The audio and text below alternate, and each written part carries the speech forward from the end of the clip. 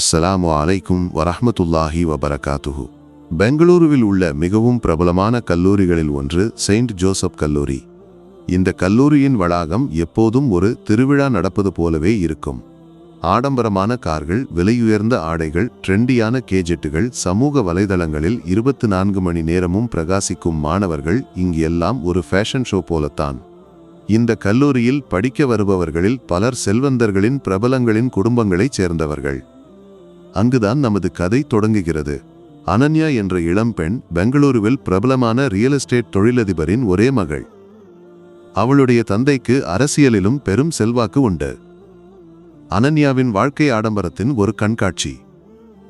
விலையுயர்ந்த கருப்பு BMW காரில் கல்லூரிக்கு வரும்போது எல்லோருடைய பார்வையும் அவள் மீதுதான். அழகான கண்கள், பளபளக்கும் கூந்தல், டிசைனர் ஆடைகள், அனன்யாவின் நடை, பேச்சு, புன்னகை எல்லாமே அவளுடைய செல்வத்தையும் அந்தஸ்தையும் பறைசாற்றுகின்றன. எல்லோரும் தன் முன் மண்டியிட வேண்டும் என்று அவள் நினைக்கிறாள்.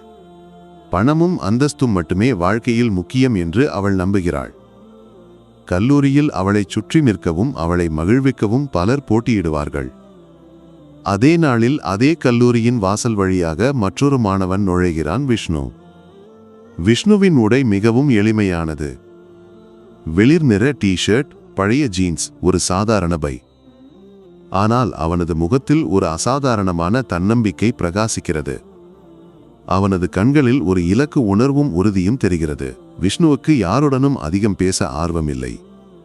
அவனது கவனம் முழுவதும் படிப்பிலும் தனது இலக்குகளிலும் உள்ளது. முதல் வகுப்பிலேயே பேராசிரியர் ஒரு குழு திட்டம் பற்றி பேசுகிறார். தற்செயலாக அனன்யாவும் விஷ்ணுவும் ஒரே குழுவில் இடம்பெறுகிறார்கள்.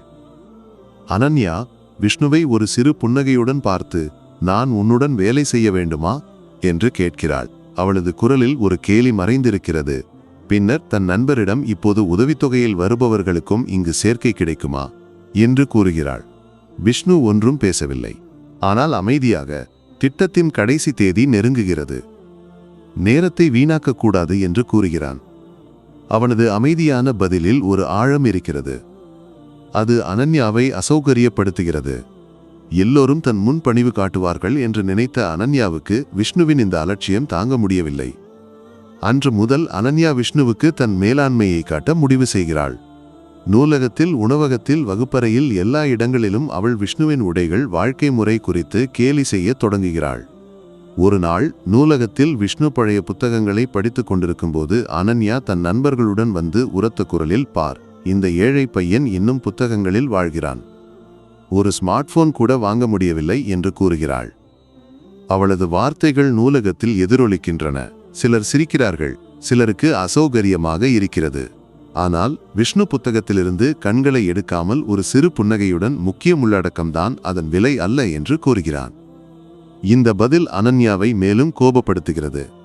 மற்றொரு நாள் உணவகத்தில் விஷ்ணு ஒரு மூலையில் அமர்ந்து சாதாரண உணவு உண்ணும்போது அனன்யா எல்லோருக்கு முன்னால், "ஓ, இவனை பார், கிராமத்தில் உள்ள ஒரு சிறு மெஸ்ஸில் இருந்து உணவு பேக் செய்து வந்தவன் போல இருக்கிறான். ஹலோ விஷ்ணு, இங்கு பர்கர், பாஸ்தா தான் ட்ரெண்ட், தெரியுமா?" என்று கூறுகிறாள். விஷ்ணு அவளது கண்களை பார்த்து அமைதியாக, "பசி ஒரு மரம் போல. அதற்கு உணவு வேண்டும், ஸ்டைல் வேண்டாம்" என்று கூறி பின்னர் உணவை உண்ணத் தொடர்கிறான். அவனது வார்த்தைகளில் உள்ள நேர்மை சிலரை சிந்திக்க வைக்கிறது. மற்றவர்கள் விஷ்ணுவை மரியாதையுடன் பார்க்கிறார்கள். ஆனால் அனன்யாவின் ஆணவத்துக்கு இது ஒரு பெரிய அடி. திட்டக் கூட்டங்களில் அனன்யாவும் விஷ்ணுவும் ஒன்றாக அமர வேண்டியிருக்கிறது. விஷ்ணுவின் தன்னம்பிக்கையும் தன் பணியில் உள்ள அர்ப்பணிப்பும் அனன்யாவை ஆச்சரியப்படுத்துகின்றன. அவன் அதிகம் பேசுவதில்லை, ஆனால் பேசும்போது ஆழமான, தெளிவான விஷயங்களை பேசுகிறான். அனன்யாவுக்கு மெல்ல மெல்ல புரியத் தொடங்குகிறது. விஷ்ணுவின் சிந்தனைகள், புதியவற்றை புரிந்து கொள்ளும் விதம், இலக்கு உணர்வு, இவை எல்லாமே தன்னுடையவற்றை விட மிகவும் தெளிவானவை, முன்னோக்கி செல்பவை. ஆனாலும் அவளது ஆணவம் அதை ஒப்புக்கொள்ள தயாராக இல்லை. இருப்பினும் விஷ்ணுவிடம் அவளுக்கு ஒரு புதிய உணர்வு தோன்ற தொடங்குகிறது. பல வாரங்கள் கழித்து கல்லூரியில் ஒரு பெரிய திருவிழாவுக்கான ஏற்பாடுகள் தொடங்குகின்றன. எல்லோரும் ஏதாவது ஒரு பணியில் மும்முரமாக இருக்கிறார்கள். ஃபேஷன் ஷோ, நடன ஒத்திகை, மேடை அலங்காரம். அனன்யா எப்போதும் போல திருவிழாவின் நட்சத்திரம். லட்சங்கள் மதிப்புள்ள டிசைனர் ஆடைகள், சிறப்பு ஒப்பனையுடன் அவள் ஒரு திரைப்பட நாயகி போல பிரகாசிக்கிறாள். ஆனால் அவளது கவனம் திடீரென விஷ்ணுவை நோக்கி செல்கிறது. அவன் மேடையின் பின்புறத்தில் ஒலி அமைப்பு, விளக்கு அமைப்பு ஆகியவற்றை ஒருங்கிணைக்கும் பரபரப்பில் இருக்கிறான்.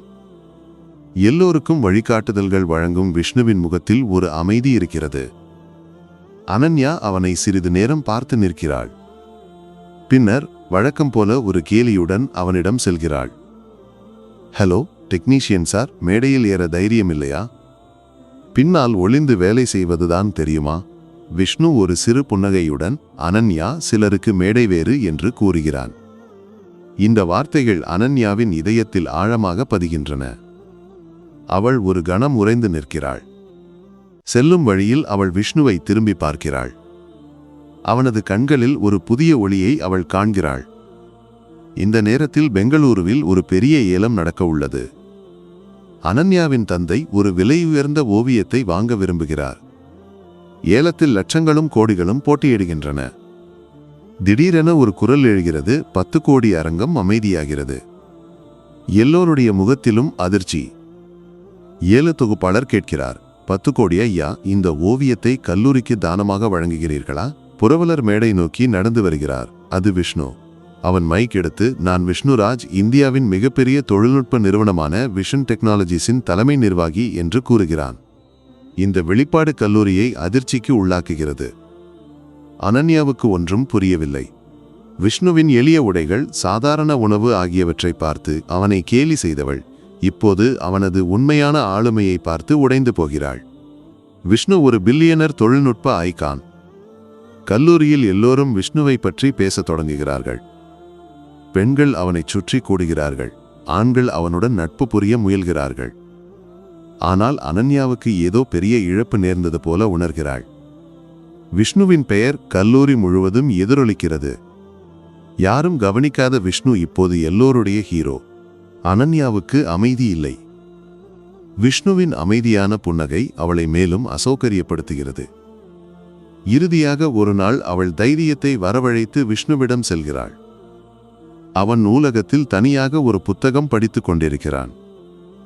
அனன்யா மெல்ல அவனிடம் சென்று, விஷ்ணு, என்னை மன்னிக்கணும். நான் உன்னை தவறாக புரிஞ்சுக்கிட்டேன். உன்னை நிறைய காயப்படுத்தினேன். ஆனா உன்னோட உண்மையான மதிப்பு எனக்கு இப்போ புரிஞ்சிருக்கு என்று கூறுகிறாள். அவளது குரல் நடுங்குகிறது. விஷ்ணு புத்தகத்தை மூடி அவளை பார்த்து அந்த அமைதியான புன்னகையுடன், அனன்யா, நீ என்னை ஒருபோதும் தவறாக புரிந்து கொள்ளவில்லை. நான் உன்மேல் ஒருபோதும் கோபப்படவில்லை. உன்னுடைய ஆணவம் உன்னை ஒரு கட்டுக்குள் கட்டி போட்டிருந்தது.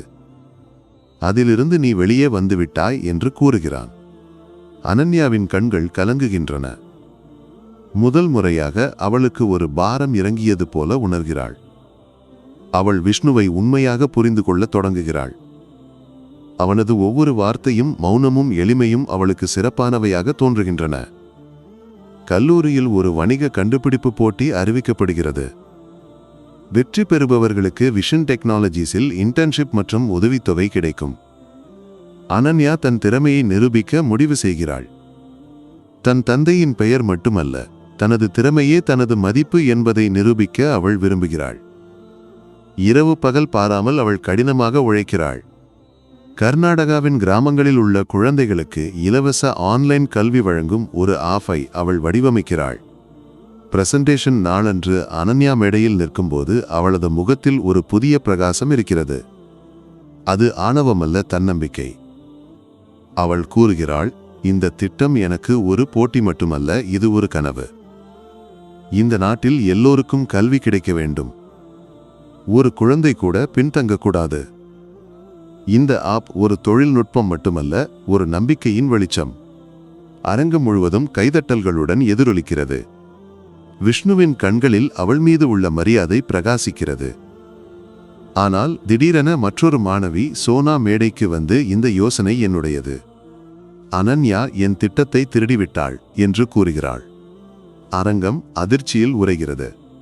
அனன்யாவுக்கு என்ன பதில் சொல்வது என்று தெரியவில்லை. விஷ்ணு அங்கிருந்து 2 திட்டங்களையும் கவனமாக மதிப்பீடு செய்கிறான். பின்னர் அவன் அறிவிக்கிறான், அனன்யாவின் யோசனை ஒரு தொழில்நுட்பம் மட்டுமல்ல, ஒரு பெரிய தரிசனம்.